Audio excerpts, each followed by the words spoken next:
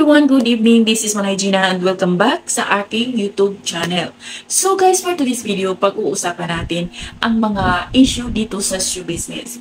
Pero bago tayo mag-start, shoutout muna natin ang ating mga mahal na mga OFW. Alam natin, malapit ng Pasko, ilang tulog na lang guys. So back to the topic tayo guys.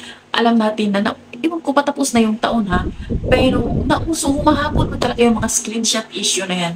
Pagkatapos kay Marisa sa kay Anthony Jennings, ayan si Rofa Miquinto, alam naman natin na meron siyang pinagdadaanan sa kanyang buhay may asawa.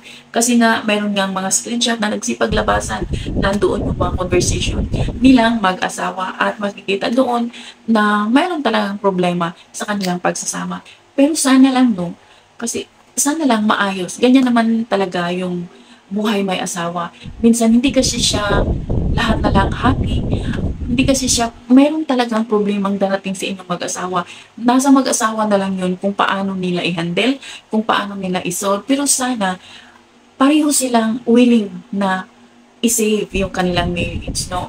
Kasi merong mga times na kahit gustuhin man ng babae, kung talagang ayaw na ng lalaki, lalo pat si Rofa Miquinto nasa showbiz industry, yung asawa niya nasa US, siguro di natin alam yung mga problema nila inside sa kanilang bahay, no?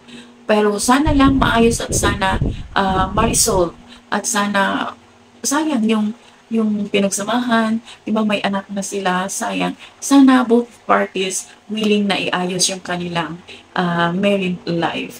So yun lang guys. Thank you for watching and have a nice day. Bye. God bless everyone. And advance Merry Christmas. Bye.